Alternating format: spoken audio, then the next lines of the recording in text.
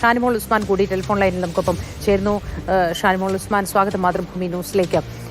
സജ്ന, ഈ അല്പം മുൻപ്, നമുക്ക് നിമിഷങ്ങൾക്ക് മുൻപ് മാതൃഭൂമി ന്യൂസിനോട് പ്രതികരിച്ചതും അതാണ്. സ്ത്രീപക്ഷ നിലപാടെടുക്കുന്ന ഒരു പാർട്ടി എന്നുള്ള നിലയിൽ അതിശക്തമായ നിലപാടുമായി കോൺഗ്രസ് മുന്നോട്ട് പോകുമെന്ന് തന്നെ ഉറച്ചു വിശ്വസിക്കുന്നു എന്നാണ്. താങ്കൾക്ക് എന്താണ് പറയാനുള്ളത്? ഇതിനകത്ത് ഉള്ള നിലപാട് 3 മാസം മുമ്പ് തന്നെ ഈ വിഷയമുണ്ടായപ്പോൾ തന്നെ തുറന്നു പറഞ്ഞിട്ടുള്ള ഒരാളാണ് ഞാൻ. കാരണം പൊതുരംഗത്ത് നിന്ന് തന്നെ മാറി നിൽക്കുന്നതാണ് ഉചിതമെന്നാണ് ഞാൻ അന്ന് പറഞ്ഞത്.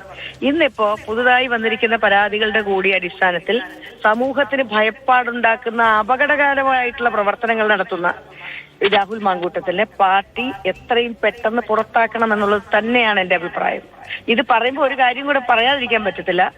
ആദ്യമായിട്ടാണ്, സമീപകാലത്തൊന്നും നമ്മൾ കേട്ടിട്ടില്ലാത്ത തരത്തിൽ ഒരു പരാതി കയ്യിൽ കിട്ടിയപ്പോൾ അത് DGPക്ക് കൈമാറിയ KPCC നേതൃത്വത്തെ ഞാൻ ഈ അവസരത്തിൽ അഭിനന്ദിക്കുകയാണ്.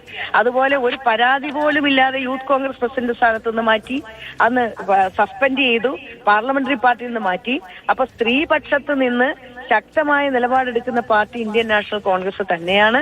ഇതിനകത്ത് വേണമെങ്കിൽ മറ്റു പാർട്ടികളൊക്കെ നമ്മുടെ നാട്ടിൽ കാണിക്കുന്നത് പോലെ പാർട്ടി കമ്മീഷനെ വെച്ച് ഒതുക്കി തീർത്ത് അത്തരത്തിൽ പോകുന്ന, നിയമത്തെ വെല്ലുവിളിക്കുന്ന ഒരു നിലപാടിനും കോൺഗ്രസ് കൂട്ടുനിൽക്കില്ല.